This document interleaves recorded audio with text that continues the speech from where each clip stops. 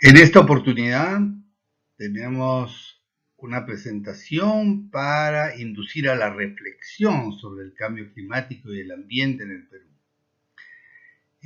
Vamos a ver en este caso efectivamente cómo analizamos este tema. Primero que nada vamos a analizar el tema del cambio climático, que es un tema mayor y no lo podemos dejar pasar. ¿Qué es el cambio climático? ¿Cómo nos afecta? Y luego tenemos un concepto que se llama el efecto invernadero y el otro el calentamiento global. Y todos están en realidad relacionados entre ellos. En realidad, el efecto invernadero que tiene la Tierra debido a su atmósfera genera un calentamiento global si es que hacemos algo porque el efecto invernadero sea más intenso. Y el calentamiento global que genera el cambio climático. El cambio climático no es el clima de día a día, sino es el clima en general. Todos los veranos se comportaban de una misma manera, hoy ya no se comportan de la misma manera. Todos los regímenes de agua, de lluvia, se comportaban de una manera, ya no. Entonces, el clima es la parte global que hace que todos los movimientos internos y ese clima del día a día, en realidad son variaciones del estado del tiempo. De manera que tengamos eso en claro. Aquí creo que es muy importante que podamos ver que efectivamente tenemos los gases de efecto invernadero que forman parte de la atmósfera y tenemos que los rayos del sol llegan a la Tierra. Y los rayos del sol llegan a la Tierra y la calientan, y eso lo sentimos, todo eso es natural. El problema y el tema importante es que en realidad estos gases de efecto invernadero juegan un papel desde que se creó la Tierra, algunos decenas o centenas de millones de años atrás. El gas de efecto invernadero presente es el regulador de la temperatura de la Tierra. Si no hubiera gases de efecto invernadero en esta zona, el Sol entraría directamente a tocar la superficie de la Tierra. Y donde lo tocara podría llegar a 150, 180, 200 grados de temperatura sin ningún problema. La presencia de los gases de efecto invernadero también nos evita el problema de que cuando fuera de noche, sin estos gases de efecto invernadero, las zonas se convertirían tan frías que estarían permanentemente a menos 120, 130 grados. De manera que los gases de efecto invernadero lo que hacen es una parte de la energía que llega a la Tierra y que rebota de la Tierra y en realidad es atrapada por estos gases de efecto invernadero, y no toda, sino una parte suficiente para asegurar que debajo de los gases de efecto invernadero, la atmósfera y la Tierra tengan una temperatura promedio de 15 grados desde hace igual cientos de millones de años. O sea, estos 15 grados son los que han hecho posible el desarrollo de la vida tal como la conocemos. Es decir, la vida se desarrolla en un ambiente de 15 grados promedio. Y el promedio significa el promedio entre los fríos más fríos de las estepas o de los polos norte y sur o de las cumbres más altas, con los calores más ingentes y de los desiertos más calurosos del mundo. El promedio total hace que sean 15 grados en la atmósfera. Y eso ha hecho posible la vida como la conocemos hoy. El problema es que si nosotros empezamos a cambiar la composición y decimos que haya gases de efecto invernadero más poderosos, entonces aquí abajo en la Tierra, la atmósfera empieza a pasar de 15 a 16 o a 17 grados, y eso empieza a generar un cambio en el clima, porque todos los fenómenos climáticos que se desarrollan debajo son parte de la energía que existe ya aquí adentro. Entonces los tifones, los huracanes empiezan a ser mucho más fuertes, mucho más intensos y mucho más duraderos y mucho más destructivos, porque hay más energía dentro de la atmósfera donde siempre se han formado los huracanes, etc.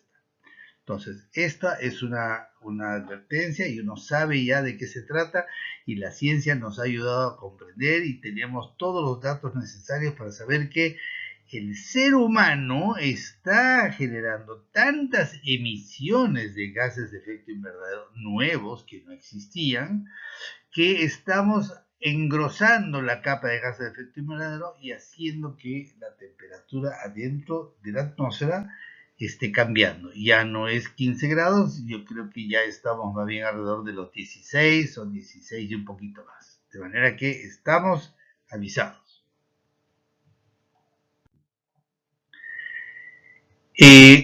Acá tenemos una explicación de qué son estos gases de efecto invernadero, dónde están, cuáles son, cómo se llaman y de dónde salen. Entonces, el dióxido de carbono, el CO2, proviene del quemado de petróleo, carbón, gas, leña y más combustibles. También de la deforestación o cambio de uso de la tierra. Bueno, pero ¿y este CO2 por qué es que es nuevo? Porque el quemado de petróleo que se hace ahora, desde hace más de 150 o 170 años, que el petróleo empezó a ser utilizado masivamente, como nunca jamás antes en la historia de la Tierra. Este petróleo que lo usamos para todos los carros, para todas las gasolinas, para todos los solventes, para todas las maquinarias pesadas, no importa qué pensemos nosotros que tengan motores, generación de energía eléctrica, grandes maquinarias mineras, grandes maquinarias agrícolas y todos los cientos de millones de automóviles usan petróleo y este petróleo emite CO2 que no ha existido antes en el mundo y que no se generaba. ¿Verdad? Que ahí tenemos una fuente. Carbón. El carbón se ha utilizado desde mucho antes del petróleo para generar electricidad en los países desarrollados masiva y brutalmente, de manera que el carbón ha estado a la base de la utilización de la energía eléctrica generada por carbón en los países europeos y en los Estados Unidos de una manera exagerada, de una manera intensísima. De manera que el carbón y el petróleo, estos dos combustibles son responsables de una buena parte del engrosamiento de esa capa de gases de efecto invernadero que está generando el cambio climático, que está generando todos los problemas que vienen con el cambio climático, el cambio del clima, el cambio de las estructuras, de las formas de lluvia que se daban por siglos en nuestras tierras y en general en el mundo. También tenemos la deforestación y la deforestación y el cambio de uso de la tierra. La tierra cuenta con los bosques para también, de alguna manera, regular el clima a nivel global. Pero hemos decidido, como raza humana, deforestar porque la madera sí la podemos usar de manera así, ya está, tiene un valor comercial y pues corto un árbol y ya está, y pongo la madera. Pero no corto un árbol, se cortan en el Perú aproximadamente 250.000 hectáreas por año y en Brasil cerca de 1.000.000 de hectáreas por año y así por el estilo. Y entonces estamos deshaciéndonos de este otro regulador del clima de una manera absolutamente inconsulta. La gente que ha quemado petróleo durante cientos de años, este petróleo, que ha sido quemado por los que más consumen, los países más industrializados, mucho más petróleo, por lo tanto, todos los países del norte nos han generado un problema de contaminación a nivel global. O sea, ellos han contaminado localmente, pero la contaminación ha sido absolutamente repartida en todo el mundo y todos sentimos el problema del cambio climático que nos agobia y que nos amenaza cada día un poquito más.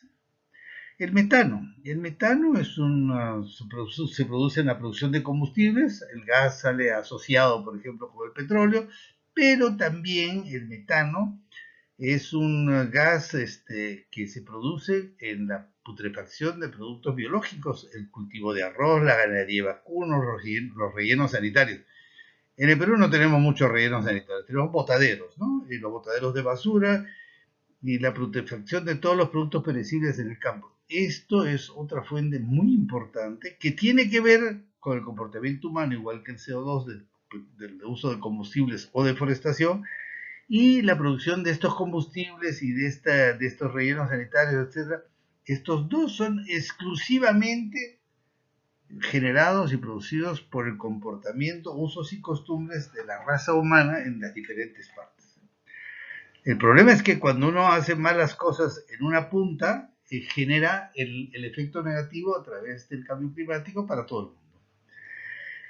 Las emisiones de los motores de combustión, otra vez, que son cientos de miles de millones de carros y automóviles y maquinarias que usan petróleo, que también producen el óxido de nitroso, pero especialmente, además, y para toda la parte del mundo, los fertilizantes, ¿no? Aquí tenemos una cosa que es muy interesante, y es que efectivamente vemos cómo hay una relación entre el aumento de la temperatura, de la atmósfera, ¿sí? De la Tierra, de la atmósfera de la Tierra, y por el otro lado vemos la concentración en partes por millón del CO2 en la atmósfera. Entonces, nosotros emitimos gases de efecto invernadero al CO2, pero le metemos muchísimos otros gases, pero que todos, el mayoritario, el 80%, 85% de CO2.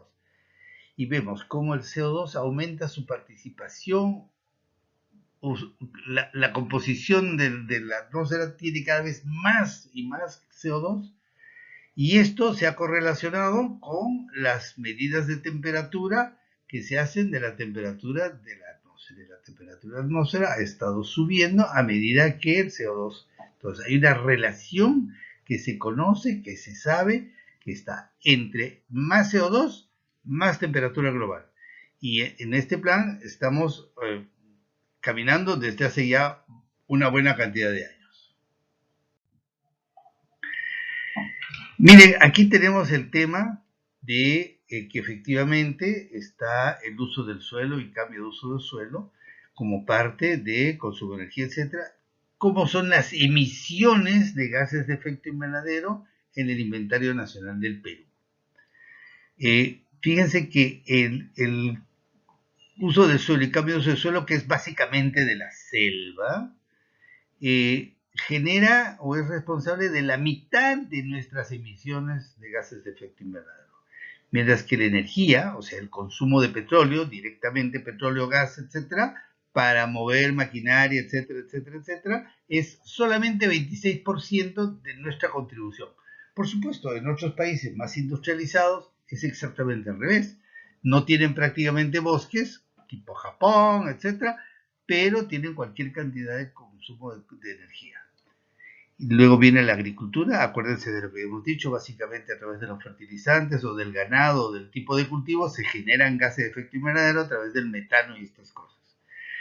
Y finalmente tenemos el 5% adicional es por los desechos mal manejados. En el Perú prácticamente no existen rellenos sanitarios y estos rellenos sanitarios o botaderos generan cualquier cantidad de metano por la descomposición de los productos putrescibles y eso simplemente se va al ambiente. Y luego tenemos también que los desagües no tienen plantas de tratamiento de aguas servidas y por lo tanto los desagües que contienen una cantidad muy grande de elementos putrescibles, biológicos, se va directamente a los cursos de agua y por lo tanto ahí terminan de descomponerse y generar su metano y seguimos produciendo metano para otras cosas. Aquí vemos un ejemplo de, por ejemplo, esta zona, un terreno boscoso, un terreno de una zona amazónica, y luego en la parte de abajo probablemente un terreno similar que ha sido diseñado y se ha decidido que se va a sembrar alguna otra cosa. Entonces, ¿qué se produce? Se produce el despale, la tala, se corta a raíz todos los árboles para poder tener un terreno de cultivo. Y por supuesto, el CO2 que era absorbido por esta gran cantidad de árboles ya no es absorbido por este cultivo cualquiera que sea.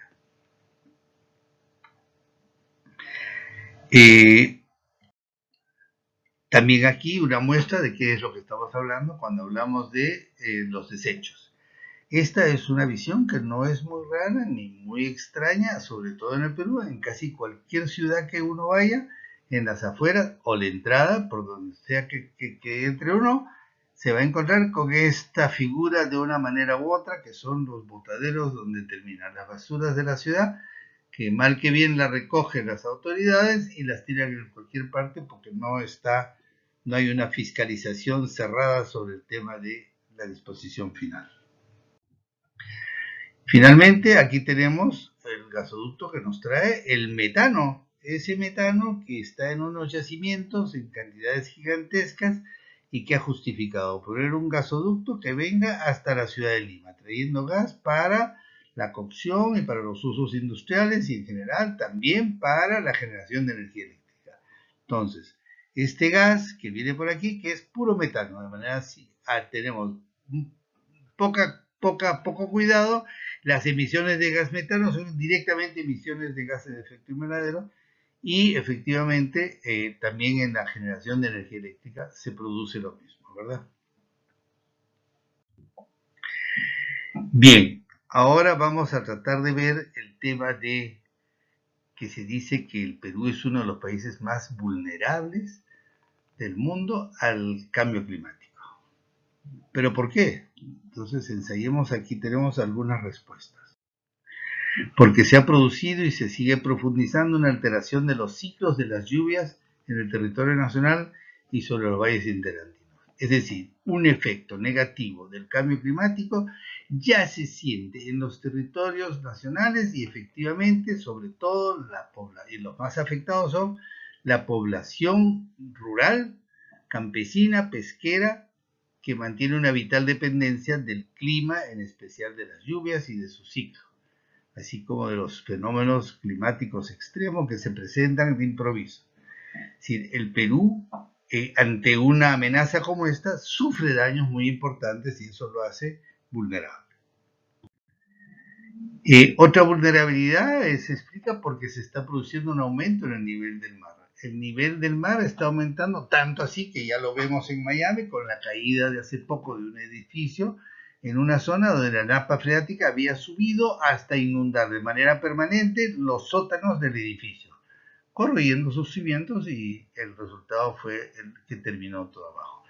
No se quiere aceptar, pero esto es efectivamente uno de los efectos negativos del cambio climático que tiene que ver con el aumento del nivel del mar porque hay un deshielo pronunciado y muy fuerte de las capas heladas del Polo Norte sobre todo. Entonces esto está aumentando el nivel del agua y el nivel del agua va a generar desgracias y destrozos efectivamente en las ciudades costeras especialmente. En el Perú no es totalmente diferente porque el nivel de las aguas va a subir en todas partes. Y por lo tanto, en los casi 3.000 kilómetros de costa que tenemos, efectivamente hay un problema porque tenemos aceptada una población muy grande, sobre todo de una población pesquera artesanal. Y esta población pesquera artesanal efectivamente vive en estas zonas y con el aumento se producen varios efectos negativos. Entre otros, el hecho de que sus tierras donde viven, donde están asentadas sus pueblos y ciudades, empiezan a ser cada vez más húmedos porque el agua está más cerca de la superficie. También se está produciendo un aumento de la temperatura y de la acidificación del agua del mar. La presencia de CO2 en mayores cantidades en contacto con el agua genera una reacción química que produce ácido y por lo tanto se va cambiando la composición del agua y esa composición es muy susceptible a una serie de peces y especies marinas que van empezando a desaparecer. Entonces hay un tema ahí muy grande porque el Perú es un país de los principales países pesqueros del mundo y una población muy grande que depende de la pesca artesanal. De manera que ahí tenemos un problema donde ya tenemos que poner cuidado porque está generando y va a generar y va a seguir generando. Esto no se va a mejorar solo, sino que va a seguir empeorando solamente, ¿no? Otra razón es porque se están derritiendo los glaciares de nuestros Andes tropicales de manera acelerada. Y estos Andes tropicales, estos han estado siempre coronados por estos glaciares que siempre han funcionado como unos reguladores hídricos. Cuando había mucha lluvia, el glaciar absorbía parte de la lluvia y entonces se engrosaba su capa de hielo, pero no caía tanta agua sobre el valle y por lo tanto ayudaba a mitigar la posibilidad de que se hubieran huaicos, etc. Y en la época de sequía, que puede ser 4 o 5 meses por año, este glaciar siempre se derretía un poco porque siempre en esos meses hay mucha luz y mucha insolación solar y por lo tanto lo que sucedía era que ellos estaban derritiendo un poco de agua y a través de los zonas o áreas de recarga del acuífero ellos iban soltando sus agüitas y esto iba siendo captado por los manantes y los manantiales, etcétera, algunos cientos de metros más abajo, y esto permitía que muchas de estas culturas altoandinas a los 4.000, 4.500 metros pudieran encontrar agua incluso todo el año y poder llevar y desarrollar sus culturas como ha pasado. Pero estas cosas son muy interesantes. Algunas de estas glaciares han soltado aguas que han permitido que llegue también hasta las zonas de los acuíferos que van montañas abajo, quizás en algunos casos hasta la costa. Por lo tanto, algunas de las napas freáticas de las costas de las grandes ciudades tienen que agradecer la existencia de los glaciares porque gracias a ello tienen agua dulce permanente, agua dulce que proviene básicamente de la selva. Y por lo tanto, esto también es una cosa que hay que tener muy en mente, ¿no? Con respecto a estos glaciares, es muy importante mencionar que en el Perú se ha perdido ya más del 60% de los glaciares y de la superficie glaciar desde los años 60. Y entonces, hoy en día, aparentemente, la mejor estimación es que entre los años 22 y 25 solo existan glaciares de 5.000 metros o 5.200 hacia arriba y que todos los de abajo efectivamente ya hayan desaparecido. Los glaciares peruanos como este es el glaciar de Huaytapallana en las alturas de Huancayo, es una cosa muy interesante, pero ya tiene un problema de derretimiento terminal. Hoy día se puede llegar al glaciar de Huaytapallana muy fácilmente, hasta en combi se llega desde la ciudad de Huancayo y la gente acampa alrededor, etcétera, etcétera, pero este glaciar estaba totalmente cubierto, antes estaba totalmente cubierto. Sin embargo, hoy en día ya empieza a mostrar efectivamente parte de su calvicie de hielo, ¿no?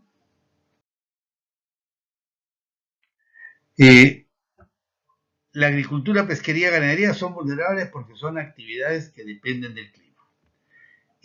Nuestro sistema eléctrico depende mucho, tal vez un 40% hasta 50% de la energía eléctrica total proviene de centrales hidroeléctricas cuyos caudales se están viendo ahora disminuir porque los reguladores normales del agua ya no están presentes.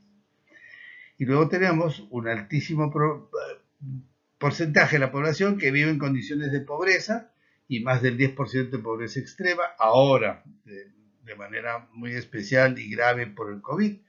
Y muchos viven en zonas de riesgo, por lo tanto es una población indefensa y vulnerable. Tenemos recursos financieros, técnicos y humanos muy limitados y por lo tanto adaptarnos a los efectos negativos del cambio climático es una cosa absolutamente necesaria que se debe hacer, pero que no se está haciendo porque no se entiende. El Estado no ha asumido, no ha apropiado la idea de que tiene el cambio climático y que el cambio climático es como una pandemia, solo que es una pandemia especial. No tiene cura, no tiene forma de vacunarse contra esto. Está caminando y no hay forma de pararlo. El cambio climático va a seguir avanzando hasta donde está y si no hacemos algo por disminuir la emisión de gases de efecto invernadero, vamos a tener una hecatombe muy pronto y no va a servir absolutamente nada de lo que estamos haciendo si es que no tomamos alguna otra actitud respecto de la adaptación a los efectos negativos del cambio climático.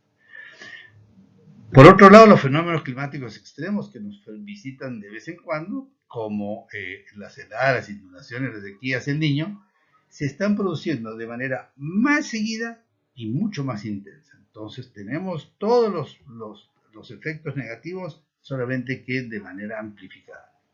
Y finalmente, la población andina y altandina, que depende del agua de las lluvias y de su regulación por los glaciares y los humedales y bofedales, está en peligro. Pero estas aguas de lluvia son lluvias que en el Perú se originan en los llanos del bosque amazónico, que ahora está sometido a una deforestación extrema. A nivel mundial, efectivamente, hoy en día se cuenta con la Convención Marco de Naciones Unidas sobre el Cambio Climático, que es una convención en Naciones Unidas de los países, y esta realiza lo que se llaman conferencias anuales eh, y conferencias de las partes, donde se reúnen todas las partes, todos los países, son cerca de 195, 198, y estas partes se reunieron en Lima, en la COP20, la reunión número 20, el 20º año de reuniones, en Lima en el 2014. En esta conferencia tuvimos la visita especial de un mensajero del panel intergubernamental de cambio climático, que es la organización científica más grande del mundo alrededor del cambio climático. Y vino el doctor Michael Batley y nos dejó un mensaje especial, ¿sí?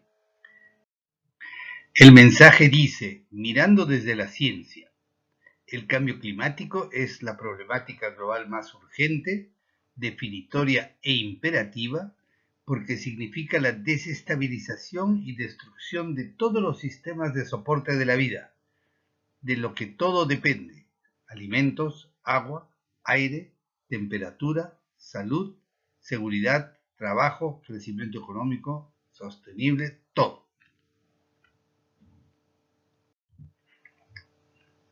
El Papa también tuvo una intervención y el Papa nos hace reflexionar sobre el tema de que la cuestión ecológica es vital para la supervivencia del hombre y tiene una dimensión moral que atañe a todos. En el año 2015 se llevó a cabo la 21 COP de cambio climático y allí se firmó los Acuerdos de París. Y los Acuerdos de París, aprobados por todititos los jefes de Estado que se ven aquí abajo, el acuerdo incluye los compromisos de cada uno de los países, compromisos asumidos por los países para contribuir a reducir las emisiones globales del mundo. Y entonces cada uno se compromete a una reducción de emisiones propias. Y también se comprometen al proceso de colaboración para la adaptación a los efectos negativos del cambio climático. Ahora vamos a ver la vulnerabilidad del agua y de las lluvias en el Perú. Como vemos aquí, estamos presentando un esquema de América del Sur, y en esta parte occidental, entre Perú y Chile, en el borde del mar Pacífico, esta zona roja se conoce como el desierto de Atacama. Y hay que recordar, el desierto de Atacama es el desierto más seco del mundo. En esta otra filmina vemos que efectivamente esa franja es el desierto de Atacama, básicamente desde el norte de Santiago hasta el sur de Ica. Y de ahí para adelante en el Perú sigue siendo una zona totalmente desértica. El tema es que efectivamente en esta zona hay una zona de aguas muy frías que no se evaporan. Y como no se evaporan, no pueden generar lluvias en esta zona de aquí, efectivamente, de la costa. Y como no generan lluvias en la costa, tenemos un desierto. Aquí tenemos una representación del relieve de Sudamérica con el llano amazónico, sobre el territorio de Brasil y otros 7 países. Y luego tenemos efectivamente la cordillera de los Andes, y sabemos que aquí hay 2 puntos muy altos, la capa de hielo más grande de los Andes, que se llama Quelcaya, que está encima de Sicuani, y luego se muestra, en fin, todo lo que tenemos por aquí delante. Pero lo importante de ver aquí es efectivamente la fosa Perú-Chile. La fosa marina Perú-Chile es una fosa que puede alcanzar hasta 7, 8 mil metros de profundidad. Y la fosa se forma justo donde colisionan la placa de Nazca con la placa continental, que la placa continental camina hacia el este y la placa de Nazca camina hacia el este. Y entonces entre esta que va hacia el oeste y esta que va hacia el este se produce un choque, y entonces ahí se genera esta fosa marina. El origen de la fosa marina realmente se puede ver en este esquema, donde tendríamos aquí el zócalo continental, aquí el mar Pacífico, y esta que es la placa continental chocando contra la placa de Nazca. Y entonces la placa de Nazca que va hacia la derecha, hacia el este, y la placa continental sudamericana que se mueve en camino diferente. ¿Hacia dónde? Hacia el oeste. Entonces aquí se produce una subducción, y esta subducción generar la fosa Perú-Chile, porque va a lo largo de todo el litoral, y que puede tener de 1500 a 5000 metros, y por lo tanto las aguas que se producen aquí se generan unas aguas muy frías que probablemente van a emerger aquí arriba en el mar. Esto es una representación de las temperaturas que fluyen alrededor, y más o menos sabemos ahora las razones de por qué. Entonces, este es toda la costa del Perú, y sabemos que por la costa del Perú, por estas zonas de aquí, corre una corriente muy fría que le llamamos la corriente de Humboldt. Pero en realidad esta corriente de Humboldt es originada algunas de sus partes por los vientos del sur, pero efectivamente por el mar frío que aflora de esta subducción de la fosa marina. Esta subducción de la fosa marina hace que este mar sea muy frío, y por lo tanto no se puede evaporar con el sol, y genera esta franja aquí en esta zona totalmente desértica. En cambio, en las partes más altas ya no existe esta subducción, y entonces el clima tropical genera lluvias en la parte costera del Perú, solamente en el norte, en su límite con el Ecuador. La mayor parte de las lluvias en el Perú tienen lugar en la vertiente oriental de los Andes tropicales, es decir, en el territorio amazónico del Perú. Estas lluvias se forman gracias a los vientos alisios que soplan de oriente a occidente desde el Océano Atlántico, transportando ingentes cantidades de humedad, vapor de agua, sobre el llano amazónico de Brasil y Perú. Es un informe, una parte, un fragmento del informe de la misión suiza de glaciares. Aquí un esquema que nos muestra qué es lo que está diciéndonos este informe, y es que todo esto que es el llano amazónico recibe la humedad que es evaporada del mar Atlántico, y junto con el proceso de evapotranspiración del bosque amazónico junta suficiente humedad para que cuando los vientos alisios que soplan hacia el oeste lo llevan y llegan a chocar contra la cordillera. La cordillera desvía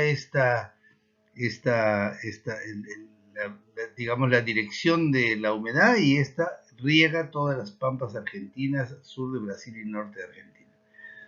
Lo interesante que vemos aquí es que efectivamente son estas cantidades enormes de masas de humedad que cuando sobrepasan por encima de las cordilleras generan las lluvias que no se pueden generar desde este lado, sino las lluvias que vienen de la parte del llano amazónico. Aquí está el esquema. Se ve la masa de aire húmedo que viene desde la zona del llano amazónico, choca con la cordillera y esta elevación grande genera aquí, como es frío, genera la condensación del agua en forma de hielo, nieve y lluvia, que llueve en algunos casos también en la pared occidental de la cordillera, y puede llegar estas aguas hasta efectivamente la costa y generar el agua de las napas freáticas en la costa del Perú. Estos vientos cargados de humedad chocan con la barrera de los Andes y se produce la elevación de la masa húmeda a partir de los 4.000, 5.000 metros.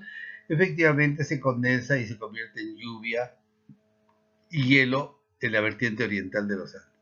Los valles interandinos y bioestacionales de la cima de la vertiente oriental también llegan a coger estas lluvias, irrigando hasta las localidades de la costa. De esta manera se crean los acuíferos y las natas freáticas también.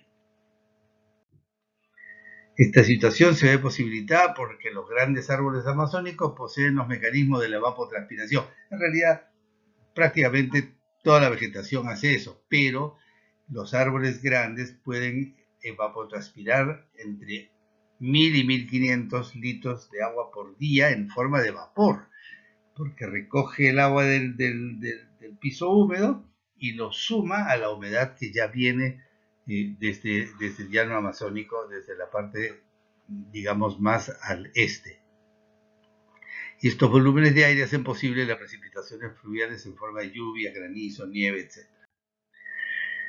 Por lo tanto, es imprescindible disminuir las actuales tasas anuales de deforestación y pérdida de cobertura forestal en el Perú para garantizar la disponibilidad de agua de precipitación y escorrentía en los territorios andinos y costeros del Perú. Esta es una situación muy importante y muy interesante porque la deforestación no es solamente la pérdida de árboles, etc., es la pérdida de un mecanismo de servicios ecosistémicos que cuenta el Perú para tener agua en su costa absolutamente desértica. Se estima que en la actualidad la tasa de pérdida de la cobertura forestal es de 250.000 hectáreas por año, que aparece en las publicaciones de Carnegie, digamos, los informes de investigación del Observatorio Aerotransportado de la Carnegie. Veamos un poco más de información, el bioma amazónico y la selva amazónica del Perú. Tenemos que efectivamente, digamos que el bioma amazónico, la zona biológica de similares características que comprende a Venezuela, Colombia, Ecuador, Perú, Bolivia, Brasil, la Guyana Francesa, Surinam y Guyana. Estas 9 economías, 9 países que tienen una parte grande, una parte importante del Amazonas, se llama el bioma amazónico. Y vamos a ver aquí qué es lo que está sucediendo con el bioma amazónico. Resulta que vemos que entre los años 2001 y 2018 se ha ido perdiendo cobertura forestal. Miren cómo la cobertura forestal año con año ha llegado desde el 2001 hasta el 2018, o sea, en 17 años, a tener una situación como esta. Y vemos que efectivamente una parte muy importante de Brasil ya está deforestada al punto de convertirse probablemente eso nada más que en un llano que está cubierto de arbustos y ya no va a generar ni tiene ninguna propiedad ecosistémica de la selva amazónica. En el Perú tenemos una parte importante de deforestación que está empezando a crecer por acá, pero necesitamos que toda esta zona se mantenga siempre verde y realmente amazónica para poder seguir contando con las lluvias que se forman en esta zona para el resto del Perú. Ahora entraremos a un tema escabroso que es la deforestación. Y la deforestación del bosque amazónico peruano. Miraremos primero cuáles son las causas en territorios amazónicos. Y las causas son, 1, la construcción de carreteras, hidrovías o trenes. Segundo, la tala, extracción ilegal de especies maderables. La otra es actividades extractivas como hidrocarburos, gas, minería ilegal, metálica, no metálica. Después tenemos los mega monocultivos como cacao, soya, palma aceitera. También tenemos los narcocultivos como coca, marihuana, amapola, etc. Y la migración desordenada de personas y familias.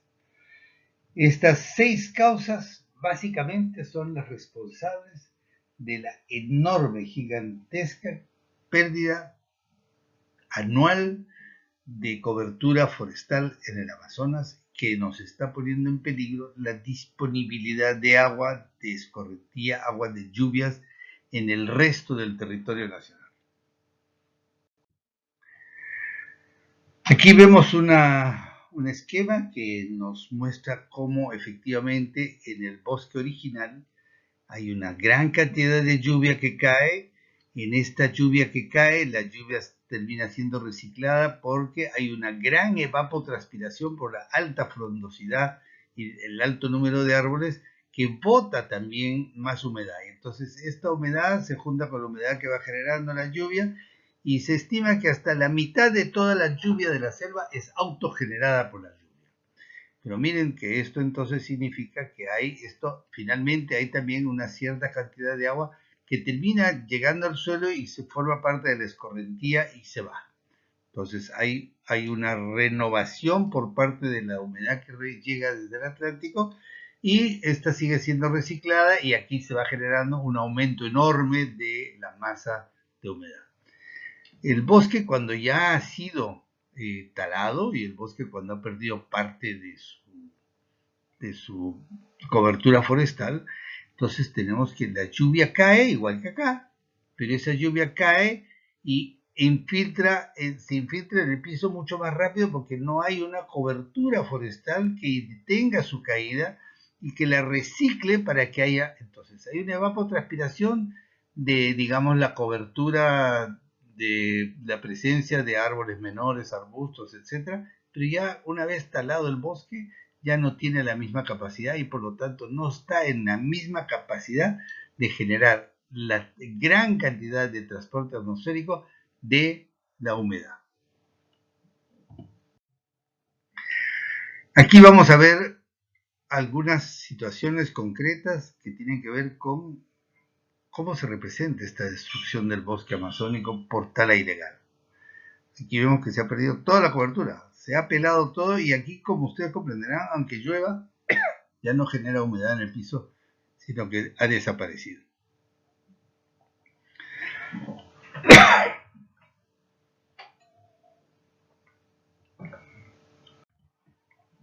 Una forma de medir la deforestación es teniendo en cuenta todo el área de la selva en que la vegetación fue completamente eliminada. Esto que se llama pérdida de cobertura forestal. Expertos como Antonio Nobre, premio Nobel en Brasil, consideran que la deforestación no muestra toda la dimensión de la pérdida. Para eso se tienen que incluir también cifras de degradación. Aquí vemos un bosque degradado. Este es un bosque que ya no es un bosque completamente natural. Es un bosque que ya tiene áreas libres, que ya puede circular el viento por aquí adentro y por lo tanto es un bosque que permite, que ya está más vulnerable y que permite, por supuesto, el tema de los incendios. ¿Sí? El tema de los incendios y por lo tanto la pérdida de carbono y aumentar las emisiones. La degradación es un fenómeno producto de los eventos climáticos como sequías y la acción humana, como quemas y tala ilegal de madera, que arrebata a la selva sus funciones vitales.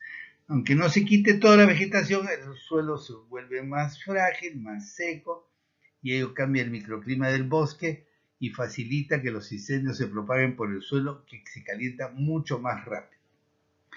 Es decir, es muy importante tener en cuenta que la degradación también hace que la selva pierda su capacidad de generar parte de su propia lluvia, que es una de las funciones esenciales del bosque.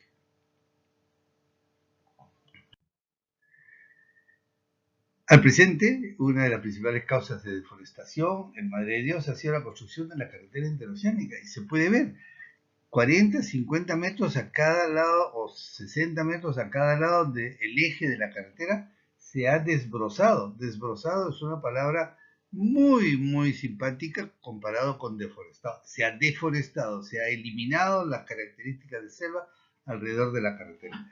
Y esa carretera tiene algunos miles de kilómetros y por lo tanto son cientos de miles de hectáreas que se han perdido solo con la construcción de la carretera.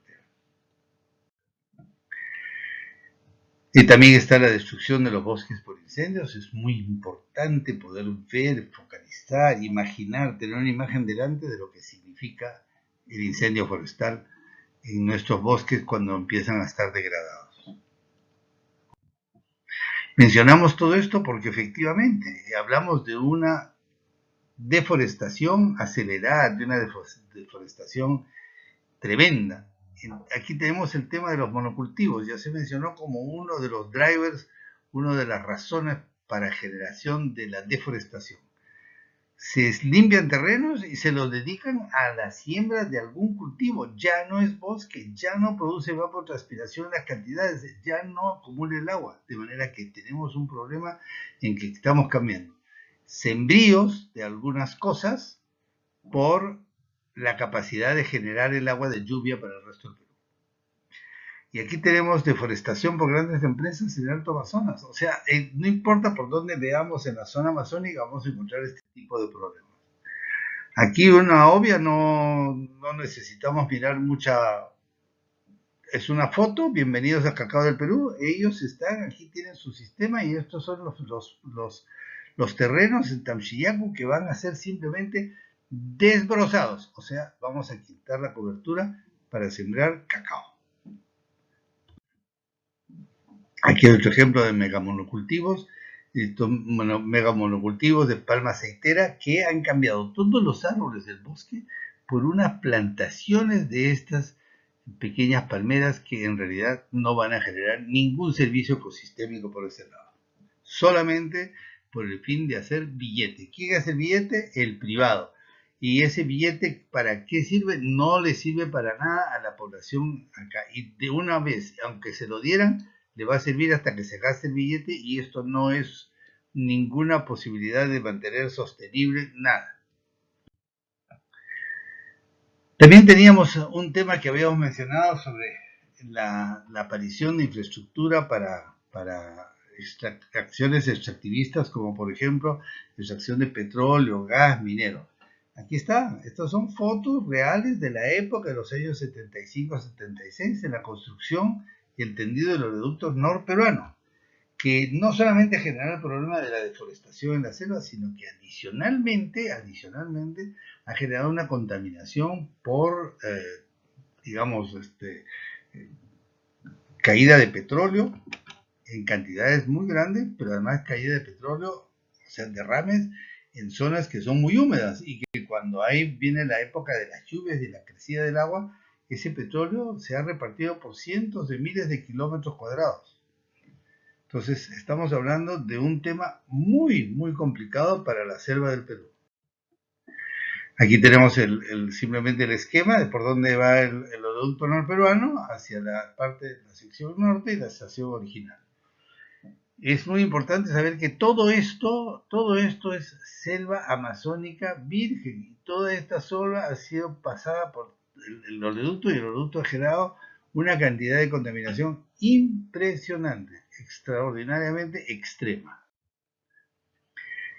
La contaminación ha conllevado también no solamente los derrames de petróleo, sino la tala extensiva, porque para poder limpiar además había que tumbar una cantidad enorme de árboles para limpiar el terreno. Y limpiar el terreno en realidad es dejarlo peor de lo que estaba antes de que hubiera nada de esto. También habíamos hablado de la plantación en el narcotráfico y que se deforesta y degrada los bosques amazónicos. Hemos encontrado, esto se encuentra, está permanentemente disponible en internet. Te pone ahí plantaciones y deforestación por plantaciones de narcotráfico, ahí está. Expectativa de llegada al desarrollo y progreso con más y mejor infraestructura vial. Esto fue una promesa y se dijo, bueno, vamos a hacer esto y la gente está entusiasmadísima, vamos a mejorar, vamos al desarrollo, la carretera interoceánica. Ya nosotros, anteriormente a la carretera transoceánica, habíamos mirado que efectivamente teníamos algunas fotos de satélites donde nos muestran la zona selvática donde hay unas líneas rojas. Estas líneas rojas dicen ausencia de cobertura forestal. ¿Y qué son? Son simplemente las carreteras, en ese momento carreteras de tierra probablemente, pero que no tenía cobertura forestal. Entonces se ve la carretera como un hilo rojo deforestado y todo el resto es bosque primario amazónico. Estamos hablando de años 75. 15 años más tarde, en el año 90, ya tenemos una deforestación que en 15 años esto se ha engordado. Esto es alrededor de la Reserva Nacional del Manú, el Parque de Manú, pero miren que esto es simplemente porque la gente empieza a viajar a estos sitios y decir, vamos a probar de desarrollar nuestras vidas acá. Generalmente son gentes de andina y altoandina que no encuentran muchas posibilidades de desarrollar la vida allá y encuentran aquí que cada uno abre su chacrita, tumba y quema y empieza a hacer su vida. Y por eso aparecen estos recuadros rojos de deforestación por diferentes razones y por supuesto puerto abandonado porque va tumbando el árbol, va desapareciendo y va haciendo una gran deforestación para tener el desarrollo de una zona urbana. 15 años más tarde, en el 2005, vemos que efectivamente la cosa está más complicada. Ya se ha desarrollado algo así como una pequeña metástasis en toda esta zona, que todos los puntitos rojos son donde la gente se ha terminado de asentar, ¿sí? Entonces ya sabíamos que efectivamente esto tiene una dinámica que probablemente no iba a ser mejorada por la aparición de esta carretera, que viene aquí está la carretera transoceánica. Entonces tenemos, fíjense, si no hemos visto bien, vamos a mirar aquí, por ejemplo, los datos en el año 2005, 800.000 hectáreas deforestadas.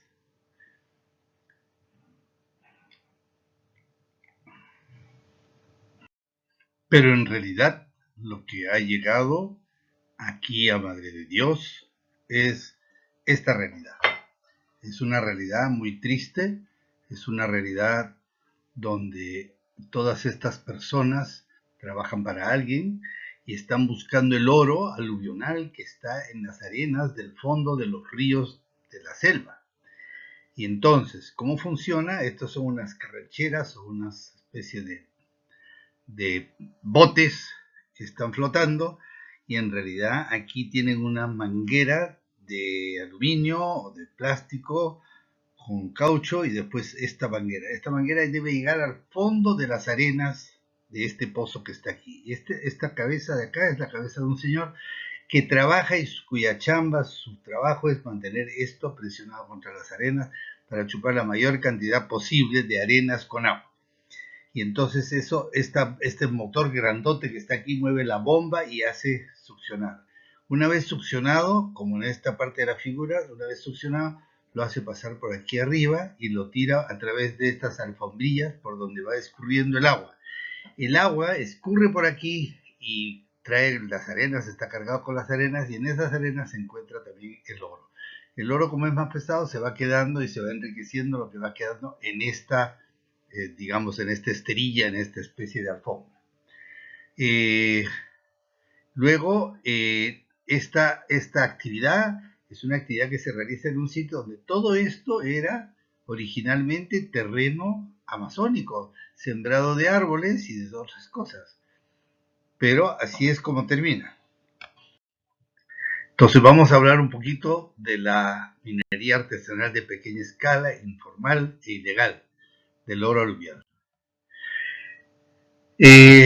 Mal que nos guste, en realidad aquí hay un problema grave y se trata de todas las cosas que trae esta actividad y trae pues la trata laboral, la trata sexual, toda una serie de problemas, la destrucción del bosque amazónico y deja una huella que es absolutamente inaceptable, ¿no es cierto? Esta pequeña minería informal del oro. Tenemos que ponerle fin a esto porque Esto lo que está haciendo es destruir. Miremos aquí cómo es. Hasta aquí estaba efectivamente el nivel original. Y luego con sus mangueras y con su sistema de ir chupando y sacando para otros sitios los lodos de esto, se van generando estos tremendos pozos donde es prácticamente imposible que vuelva a renacer un poco de la vegetación propia del bosque amazónico. Entonces tenemos aquí una deforestación efectivamente muy extrema, ¿no? También podemos verificar en esta actividad que es el tema de Madre de Dios y que cada vez es más en los territorios amazónicos de las demás regiones. Hay un tráfico de combustibles que se ve aquí, está ahí, no es un tema formal, es un tema absolutamente informal. Y luego está el tema este del rescate que se produce, toda una serie de barcitos y cosas que se mantienen alrededor para mantener a los mineros allí, de alguna manera además hacer uso de sus recursos que van sacando. Es una noticia de RPP que decía, bueno, rescatan 32 mujeres víctimas de trata de personas. En fin. Aquí vemos el pueblo de Mazuco, que antes tenía todo rodeado de selva forestal, de bosque de la Amazonía. Toda esta zona de adelante ha sido totalmente degradada y convertida prácticamente en un desierto por esta minería, que ya lleva más de 150.000 hectáreas de desaparición de bosques y que nos deja esto que nunca volverá a ser nuevamente bosque amazónico. La minería informal en la zona de amortiguamiento de la Reserva Nacional Tambopata, aquí está la Reserva Nacional, aquí está el río Malinowski que separa la zona de amortiguamiento de la Reserva Nacional y el Parque Nacional Baja Jasonel. Y en esta parte alta vemos la carretera interoceánica que va desde las zonas de Cusco o de Puno hasta efectivamente la frontera con el Brasil pasando por Puerto Maldonado.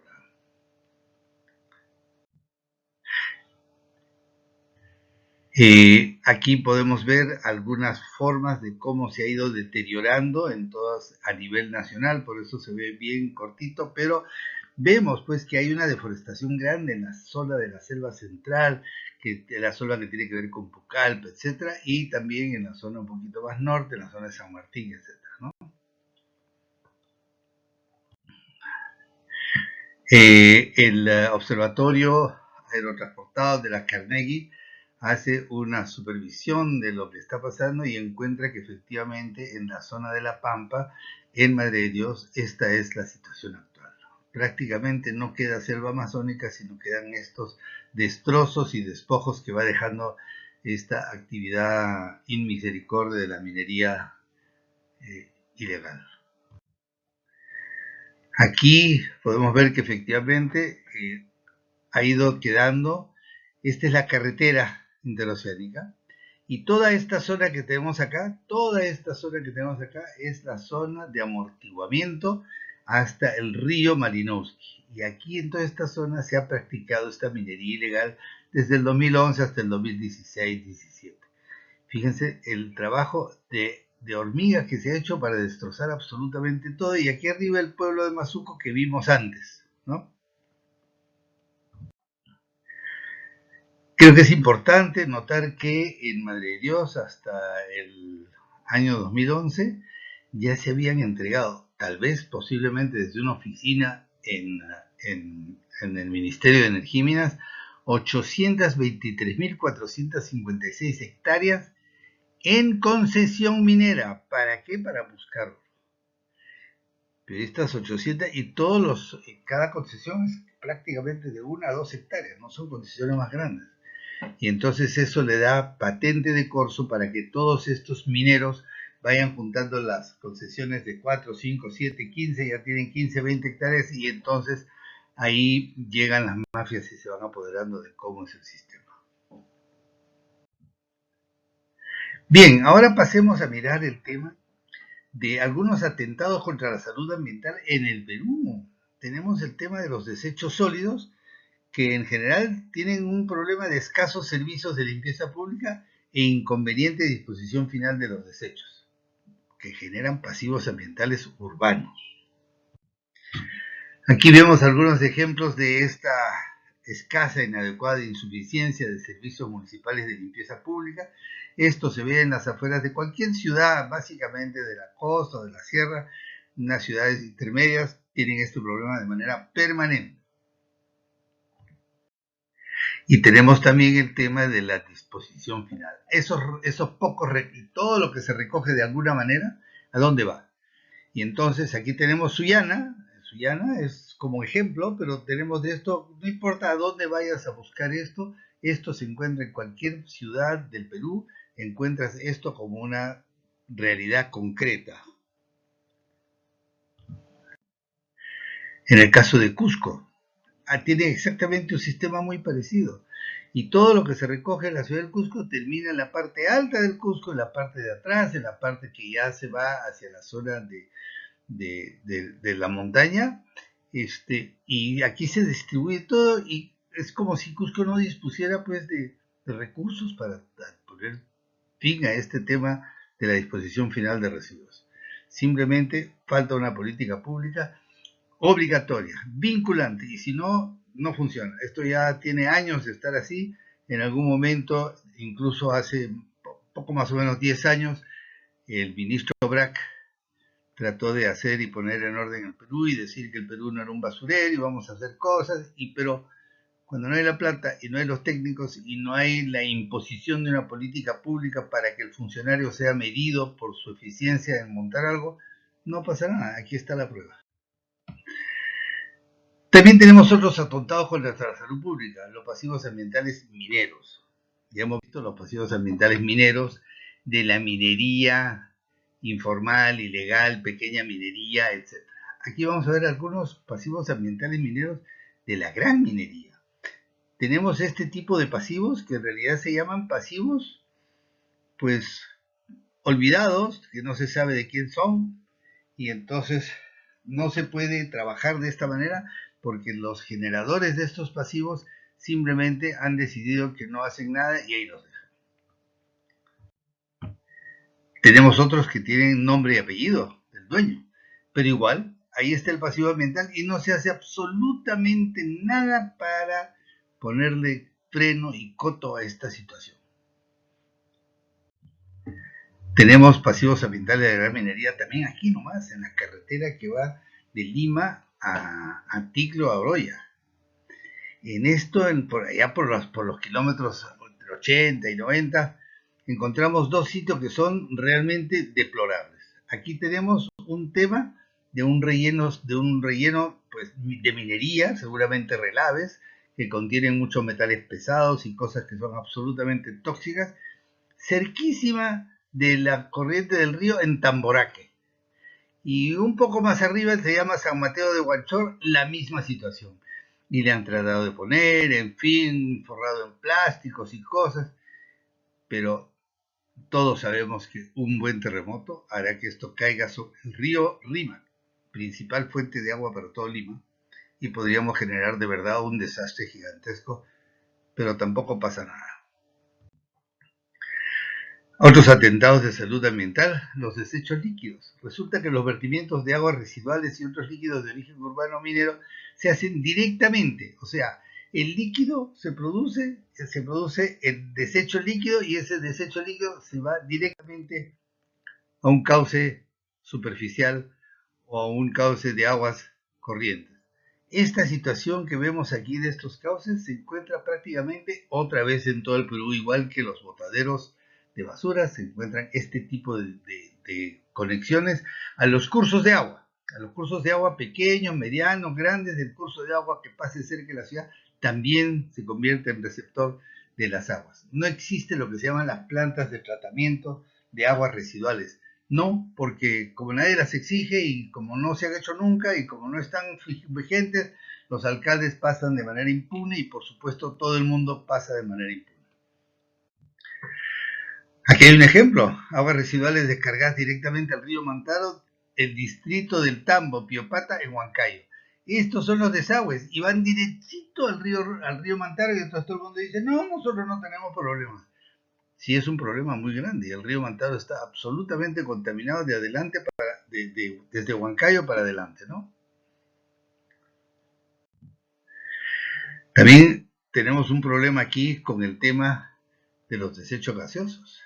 Y este es un tema que a nivel mundial nos ha agarrado a todos, porque las emisiones de gases de efecto invernadero son emisiones que se hacen al ambiente, a la atmósfera, y para nadie nunca se les ocurrió pensar que estaban contaminando la atmósfera, porque eso no podía ser, y la atmósfera es muy grande y entonces se iba a quedar todo por ahí, se iba a desaparecer.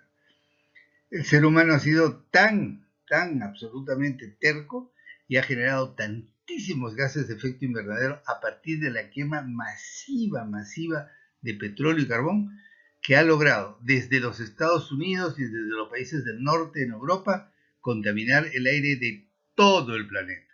Entonces, nosotros tenemos y recibimos mucha contaminación de carácter global y que tiene sus efectos, pues, a través del calentamiento global y el cambio climático, pero adicionalmente tenemos nuestras formas de generar grandes cantidades de contaminación en el aire de nuestra región, de nuestro país, como por ejemplo esta refinería que podía echar hasta 900, 1000 metros cúbicos, casi toneladas de ácido sulfúrico al ambiente.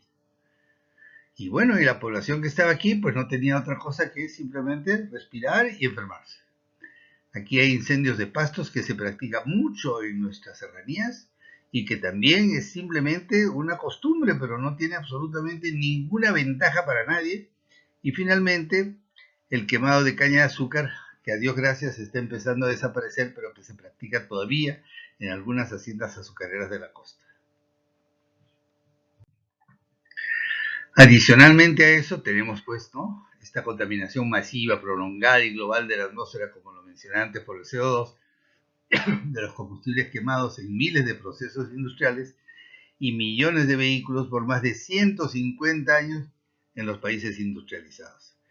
Esta es una figura que más o menos lo identifica y nos dice, ojo, todo esto ha estado pasando durante tanto tiempo y simple y llanamente no se ha querido, en función de no tener pérdidas en las fábricas, que las economías no se caigan. ¿De quiénes? De los que habían inventado estas cosas y que no les importó un pepino saber si eso contaminaba o no. Recién a partir de hace unos 5 o 6 años, estas emisiones se consideran como contaminación en los vehículos en los Estados Unidos. Legislación que está prohibido mencionar contaminación cuando es el tubo de escape de un vehículo. Finalmente tenemos esto que es mucho más local, pero que nos enseña y nos dice también cómo hemos heredado las formas de vida de otros, utilizando camiones, buses, carros para nuestro transporte, en un laberinto de tránsito imposible, pero además consumiendo diésel de mala calidad, gasolinas contaminantes, etc.